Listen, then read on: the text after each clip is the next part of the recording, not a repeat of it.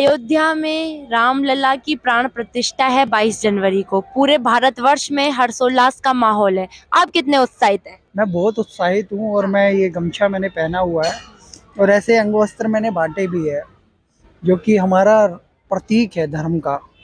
और ये बहुत हर्ष का विषय है कि प्रभु श्री राम का भव्य मंदिर बन रहा है और हम सभी बहुत हर्षोल्लास से मनाएंगे। श्री राम ज्योति जलाएं, मोदी जी ने कहा है, घर घर दीपावली मनाएं। तो वो जो दीपावली मनाने का कंसेप्ट है वो मुझे लगता है सबको फॉलो करना चाहिए, 140 करोड़ भारतीयों को। देखिए, काफी लोगों का प्रश्न रहता है कि राम मंदिर बनने से क्या होगा, कितने लोगों को रोजगार मिलेगा।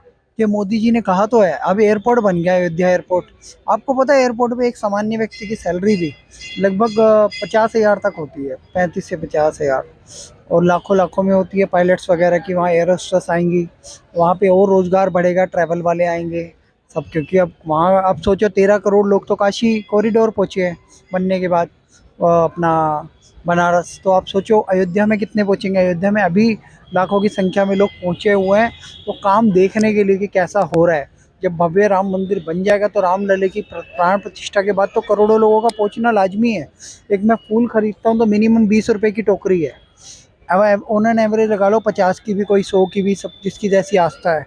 आप सोचो एक फूल टोकरी वाला और फूल बुनने वाले से लेके जहाँ से वो खेतों से फूल ला रहे हैं, एक किसान से लेके एक विक्रेता, एक थोक विक्रेता, सबको धन जाता है। बनाने वाला जो मेहनत कर रहा है वो दुकान पे खड़ा हुआ जो दे रहा है वो। और उसके अलावा मंदिर में जब आप जाओगे, पंडित जी हैं, सेवादार हैं, मंदिर में आप थोड़ा दान भी दोगे, मंदिर का और भी कार्य बढ़ेगा। क्योंकि वहाँ यूनिवर्सिटीज़ भी बन रही हैं, स्कूल भी बन रहे हैं प्रभु श्री राम के नाम से। क्योंकि तिरुपति बालाजी में भी ऐसा ही है, वो लोन भी देते हैं। धर्मस्थल है कर्नाटक में, वो लोन भी देते हैं लोगों को रोजगार के लिए, स्वरोजगार के लिए। तो ऐसा नहीं है रोजगार नहीं मिलता, करोड़ों का रोजगार मिलता है। अपने आप में एक टेम्पल इकॉनमी है, एक आध्यात्मिक अर्थव्यवस्था है भारत की, उसे हमें समझना होगा। और जब कोरोना काल था तो 100 करोड़ मंदिरों ने ही दिए थे दान।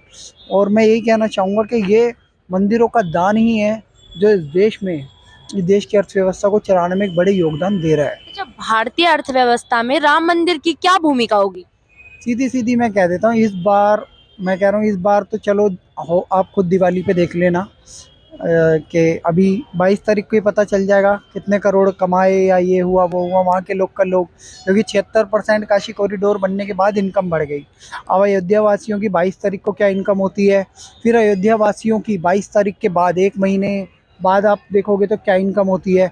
मेरे को लगता है कि अयोध्या वासियों की और जो एयरपोर्ट से लेके वहाँ पहुँचने तक है तो लाखों रुपए में, मैं कहता हूँ कि एक एक साल में लोग अपना घर बना लेंगे। चाहे वो रिक्शे वाले हों, ऑटो वाले हों, गाड़ी वाले हों, फूल माला वाले हों, मिठाई वाले हों, ये लखपति के करोड़पति बन जाएंगे, अरबपति बन जाएंगे।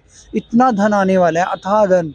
क्योंकि देश में राम मंदिर आंदोलन सबसे बड़ा आंदोलन रहा है।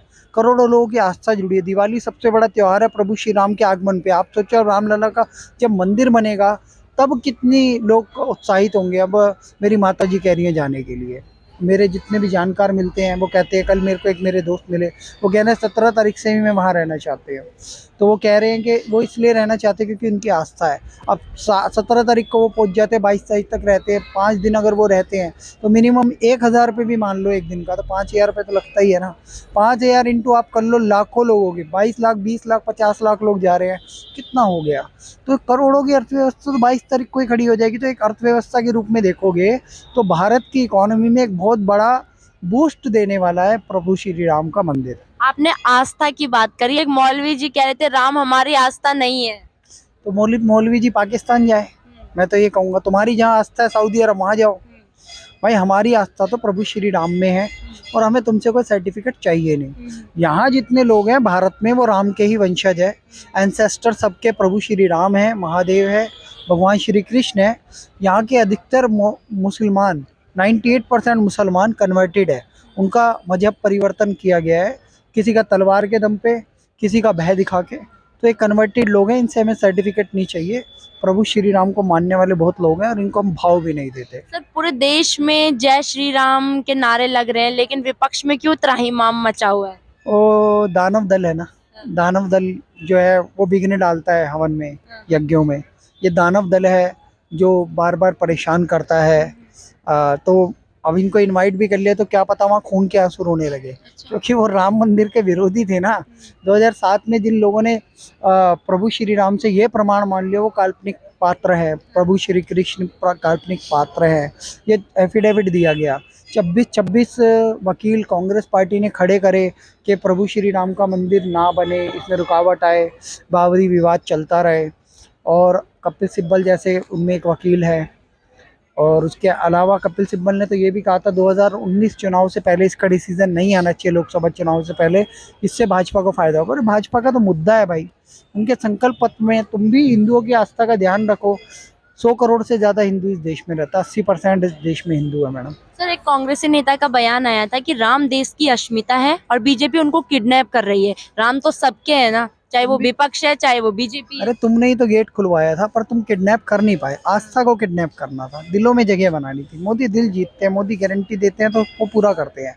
तो आप भी कोई सामान खरीदने जाते हो तो गारंटी वारंटी मांगते हो ना, तो मोदी की गारंटी वाली सरकार है। उन्होंने कहा था जब हमारे पास 2 सांसद है तब भी हम ये नारा लगा रहे हैं रामलला हम आएंगे, मंदिर वहीं बनाएंगे, तो उन्होंने पूरा कर दिया। दूसरा मुद्दा 370, एक संविधान एक विधान एक प्रधान, तो वहाँ पे क्या नाम है, श्यामा प्रसाद मुखर्जी का सपना पूरा किया, 370 हटा दी।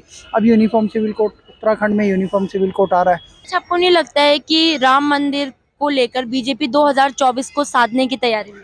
होना भी चाहिए। हाँ। भाई जो राम को लाए हम उनको लाएंगे, तो जनता नारा लगा रही है, बीजेपी क्या साधेगी।